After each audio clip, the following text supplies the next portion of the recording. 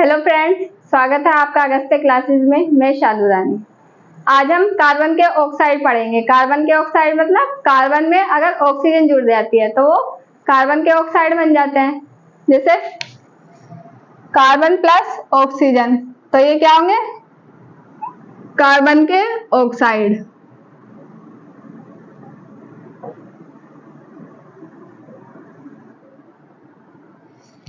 जैसे हाइड्रोकार्बन थे, hydrogen plus carbon, ये क्या होंगे? हाइड्रोकार्बन।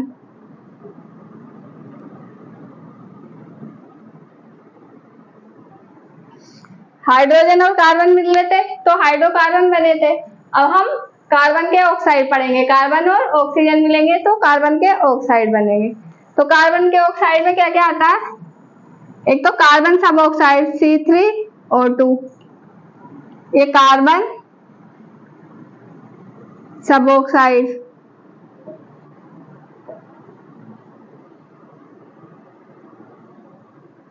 और CO, कार्बन मोनोऑक्साइड।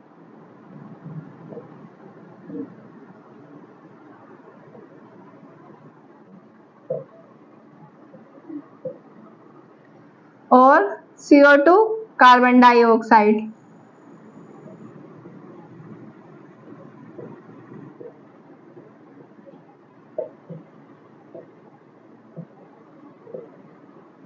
तो ये तीनों कार्बन के ऑक्साइड हैं। C3O2 कार्बन सब oxide, CO carbon monoxide, CO2 carbon dioxide. इसमें कार्बन में ऑक्सीजन जुड़ी हुई है। ये तीनों ही इंसान को किसी ना किसी तरह हानि पहुंचाते हैं, मतलब इनकी मात्रा अगर बढ़ जाए तो ये हानि पहुंचाते हैं। जैसे कार्बन डाइऑक्साइड है, ये विषैली गैस नहीं है, बट ये दोनों विषैली गैस हैं। ऊपर वाली तीनों गैस हैं। ये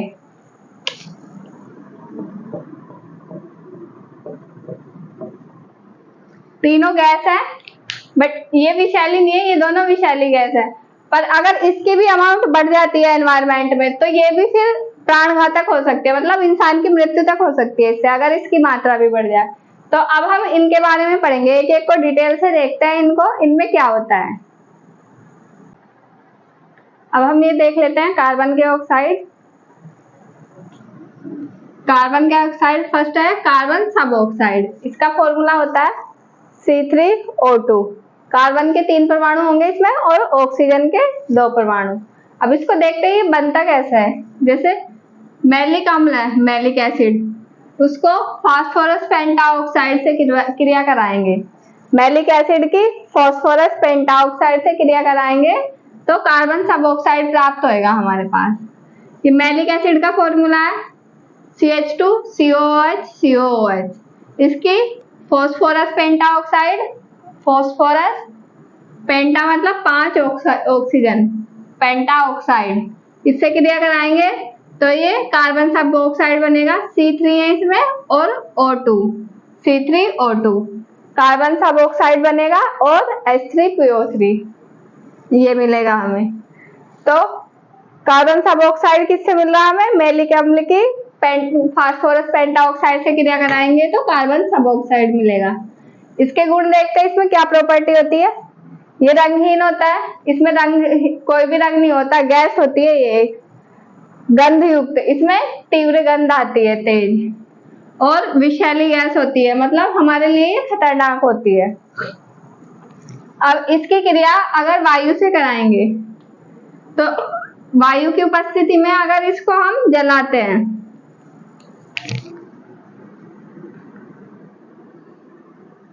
दहन, कार्बन सब ऑक्साइड को वायु की उपस्थिति में जलाएंगे तो ये नीली ज्वाला के साथ जलेगा और इसमें काला धुआं निकलेगा। वायु की उपस्थिति में जलाने पे इसे नीली ज्वाला निकलेगी इसमें से और धुआं निकलेगा। जलाने पर CO2 में परिवर्तित हो जाता है। जब इसको जलाते हैं तो ये CO2 में परिवर्तित हो जाता है, मतलब कार्बन के 2 परमाणु निकल जाता है, इसमें से 1 परमाणु बचता है और O2, तो ये CO2 में चेंज हो जाता है। जल में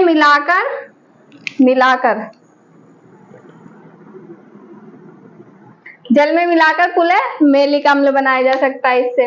मतलब जो ये कार्बन सब ऑक्साइड हमें मिला है, हमें ये मैलिक अम्ल से मिला था, पर अगर हम इसे वापस जल मिला देंगे तो हमें वापस मैलिक अम्ल मिल जाएगा। इससे कार्बन सब ऑक्साइड में जल मिलाएंगे तो वापस इससे हमें मैलिक एसिड मिल जाएगा। अब इसमें सेकंड है कार्बन मोनोऑक्साइड। ये भी एक बहुत जहरीली गैस होती है इंसानों के लिए। इसको कैसे बनाएंगे? कार्बन तथा कार्बन युक्त ईंधन के अपूर्ण दहन से ये बनती है। या तो कार्बन को जलाएंगे हम, जब कार्बन ऑक्सीजन की उपस्थिति में जलेगी उससे कार्बन मोनोऑक्साइड मिलेगी, या फिर कार्बन युक्त ईंधन जो होते हैं उनको जलाएंगे। अगर वो पूरी तरह नहीं जलते अच्छे से, मतलब उन्हें ऑक्सीजन पूरी तरह से अच्छे से नहीं मिल पाती, तो वो अच्छे से जल भी नहीं पाते हैं। अगर वो पूरी तरह से नहीं जलेंगे तो उसमें कार्बन मोनोऑक्साइड गैस निकलेगी। तो कार्बन तथा कार्बन युक्त ईंधन के अपूर्ण दहन से, अच्छे से ना जलना, अपूर्ण दहन मतलब उसका अच्छे से नहीं जलना, तो कार्बन प्लस हाफ O2 और CO2 बन जाएगा। कार्बन ऑक्सीजन की उपस्थिति में जलेगा तो CO2 बनेगा। प्रयोगशाला में कैसे बनाते हैं इसको?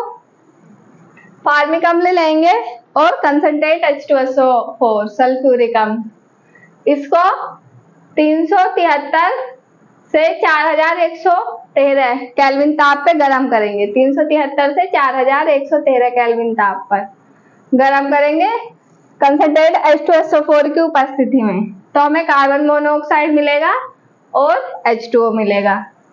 ये फॉर्मिक अम्ल है। फॉर्मिक अम्ल को गर्म करना है कंसंट्रेट H2SO4 की उपस्थिति में, और ये टेम्परेचर इतना रहेगा 373 से 4113 केल्विन, तो हमें कार्बन मोनोऑक्साइड मिलेगा और जल मिलेगा। अब धातु जो होते हैं, धातु के ऑक्साइड, उनसे अगर कार्बन की क्रिया कराएंगे तो कार्बन से ये अपचयित हो जाते हैं, मतलब इनका अपचयन हो जाता है। ऑक्सीजन निकल के इसके साथ जुड़ जाएगी, कार्बन का ऑक्सीकरण हो जाएगा और इनका अपचयन हो जाएगा, तो ये धातु अलग हो जाएंगे। ऑक्सीजन निकल के कार्बन से मिलके कार्बन मोनोऑक्साइड बनाएगी। ZnO प्लस C कार्बन, इससे Zn अलग हो जाएगा और ये कार्बन मोनोऑक्साइड मिलेगी। Fe2O3 प्लस 3C, तो ये कार्बन मोनोऑक्साइड और Fe अलग हो जाएगा इसमें से। इसमें क्या प्रॉपर्टी होती है? ये रंगहीन होती है, गंधहीन होती है, स्वादहीन होती है, बट ये विषैली होती है। ना इसमें कोई रंग होता है, ना कोई गंध होती है और ना ही कोई इसमें स्वाद होता है, लेकिन ये विषैली गैस होती है। जल में अल्प विलय, जल में मतलब घुलती नहीं है, बहुत कम घुलती है। ये भारी होती है, वायु के समान भारी होगी। ज्वलनशील पर जलने में सहायक नहीं, ये जलती है पर किसी जलाने में सहायक नहीं होती। जलाने में सहायक ऑक्सीजन गैस होती है, ये जलने में तो सहायक नहीं है बट खुद जल सकती है, ज्वलनशील होती है। ऑक्सीजन की उपस्थिति में ये नीली ज्वाला के साथ जलती है। अगर ऑक्सीजन की उपस्थिति में कार्बन मोनोऑक्साइड को जलाएंगे तो नीली ज्वाला के साथ जलेगी। अब ये जल गैस और प्रोड्यूसर गैस, ये क्या होते हैं? अगर कार्बन मोनोऑक्साइड में हाइड्रोजन मिला दे तो जल गैस बन जाती है, इसको भाप अंगार गैस भी बोलते हैं। और अगर कार्बन मोनोऑक्साइड में नाइट्रोजन मिला दे तो वो प्रोड्यूसर गैस होती है। अब इसको जल गैस को याद ऐसे रख सकते हैं हम, जल में H2 होता है तो जहां पे H2 जुड़ेगा वो जल गैस होएगी, और इस ये वाला याद हो जाएगा तो ये प्रोड्यूसर गैस अपने आप याद हो जाएगा। इसमें नाइट्रोजन मिलाएंगे तो जल में H2O होता है ना, जल का फॉर्मूला, तो उसमें H2 होता है। H2 जहाँ पे मिल रहा है वो जल गैस या भाप अंगार गैस, भाप को भी जल के जैसे ही समझ सकते हैं, भाप भी जल से ही बनती है। और producer gas carbon monoxide plus nitrogen. Carbon monoxide की क्रिया जब हम क्लोरीन से कराएंगे तो COCl2 मिलेगा, जो फोस्जीन, इसका नाम होता है फोस्जीन। ये एक विषैली गैस होती है, तो कार्बन मोनोऑक्साइड की क्लोरीन से क्रिया कराने पर विषैली गैस प्राप्त हो रही है हमें।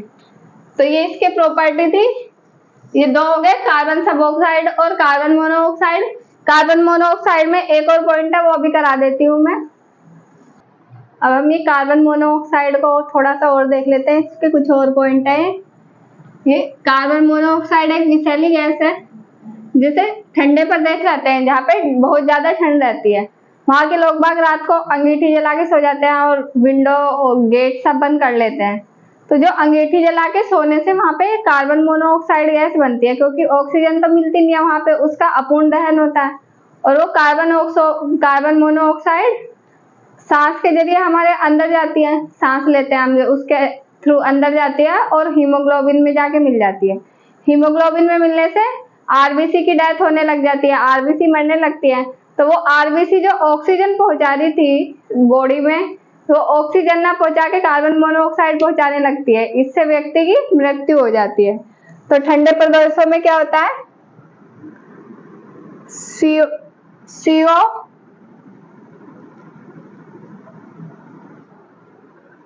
सीओ से आरबीसी मरने लगती है, जिससे ऑक्सीजन का परिवहन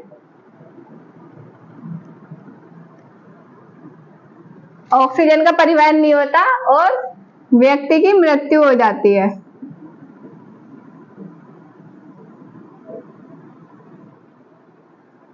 तो ये समझ में आ गया होगा आपको। जैसे अंगीठी जला के सो रहे हैं, गेट भी बंद है, विंडो भी बंद है, ऑक्सीजन नहीं आएगी बाहर से, ऑक्सीजन नहीं आएगी तो उस ईंधन का अपूर्ण दहन होगा, अपूर्ण दहन होने से कार्बन मोनोऑक्साइड गैस बनती है। वो कार्बन मोनोऑक्साइड सांस के थ्रू अंदर जाएगी और हीमोग्लोबिन में मिल जाएगी, जाके हीमोग्लोबिन में मिलके आरबीसी को मारने लगेगी। आरबीसी ऑक्सीजन पहुंचा रही थी शरीर में, अब वो आरबीसी मरने लग जाती है तो ऑक्सीजन नहीं जाती शरीर में, ऑक्सीजन न जाने से उस इंसान की भी मृत्यु हो जाती है क्योंकि उसको ऑक्सीजन नहीं मिल रही। तो ठंडे प्रदेशों में अंगीठी जलाने से व्यक्ति की मृत्यु हो जाती है। अब जो इंसान बीड़ी सिगरेट पीते हैं उसमें भी कार्बन मोनोऑक्साइड रहती है, तो उससे कैंसर होने का खतरा होता है। बीड़ी सिगरेट जो पीते हैं उनको कैंसर होने का खतरा रहता है। और जो गर्भवती महिलाएं होती है उनमें गर्भपात, कालपूर्व जन्म मतलब टाइम पूरा होने से पहले बच्चे का जन्म हो जाना, या बच्चे में विरूपता, या बच्चे में कोई ना कोई कमी आ जाएगी हाथ पैर में, या उसका ब्रेन काम नहीं करेगा सही से, तो ये सब कार्बन मोनोऑक्साइड के कारण होता है।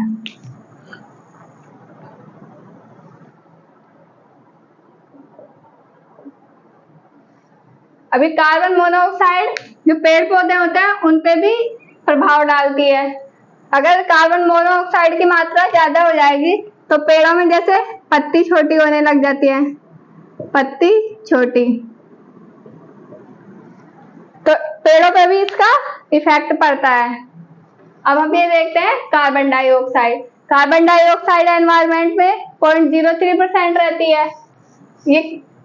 यह है श्वसन, पौधों के अक्षय, किण्वन और दहन से प्राप्त होती है। और CaCO3 को 1100 केल्विन पर अपघटन से प्राप्त होती है और ग्लूकोज के किण्वन से। तो ये हमें कहाँ से प्राप्त हो रही है, सांस लेने, पौधे के अक्षय, किण्वन और दहन से, CaCO3 को 1100 केल्विन पर अपघटन से और ग्लूकोज के किण्वन से।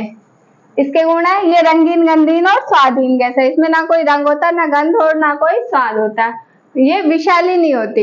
ये कार्बन मोनोऑक्साइड विषैली थी बट ये विषैली नहीं होती। वायु से ये 1.5 गुना भारी होती है। जल में अल्प विला होती है, पर अगर दाब को बढ़ा दिया जाए तो ये विला हो जाती है, अधिक विला हो जाती है। जितना दाब बढ़ेगा उतनी ज्यादा विला होगी। अविषैली, परंतु ऑक्सीजन की कमी और कार्बन डाइऑक्साइड बढ़ने में ये अविषैली गैस है। पर अगर ऑक्सीजन की कमी होगी और कार्बन डाइऑक्साइड की मात्रा बढ़ रही है तो फिर ये विषैली हो जाती है, प्राणघात हो जाती है। मतलब ऑक्सीजन की जरूरत है इंसानों को, अगर ऑक्सीजन नहीं मिल रही और CO2 जाएगी फिर हमारे अंदर, जो CO2 जाएगी उससे मृत्यु हो सकती है इंसान की, पर ये विषैली नहीं होती। जो ठोस CO2 होती है उसको शुष्क बर्फ बोलते हैं। ये क्वेश्चन आता है कई बार। ठोस CO2, शुष्क बर्फ क्या होती है, ठोस CO2 अम्लीय प्रकृति की होती है। अम्लीय होती है तो ये क्या करेगी, नीले लिटमस को लाल कर देगी, नीले को लाल करेगी। चूने का पानी जो होता है CaOH का होल ट्वाइस उसको दूधिया कर देती है। आग बुझाने में उपयोगी, आग जलाने के लिए ऑक्सीजन गैस उपयोगी है। ऑक्सीजन गैस की अनुपस्थिति में आग नहीं जलेगी, पर आग बुझाने के लिए CO2 उपयोगी है। CO2 अगर एनवायरनमेंट में CO2 बढ़ेगी तो ताप भी बढ़ेगा। पर्यावरण, पर्यावरण में अगर CO2 गैस बढ़ रही है तो ताप भी बढ़ेगा। इसलिए बोला जाता है पेड़ पौधे लगाओ। पेड़ पौधे लगाएंगे तो CO2 गैस कम होगी, क्योंकि पेड़ पौधों से ऑक्सीजन गैस मिलती है। ऑक्सीजन गैस मिलेगी तो कार्बन डाइऑक्साइड कम होगी। कार्बन डाइऑक्साइड कम होने से अर्थ का टेम्परेचर कम होगा। अर्थ का टेम्परेचर धीरे धीरे बढ़ता जा रहा है। पहले के टाइम में जो टेम्परेचर था उससे अभी काफी चेंज आ चुका है, काफी बदल गया, टेम्परेचर ज्यादा रहता है।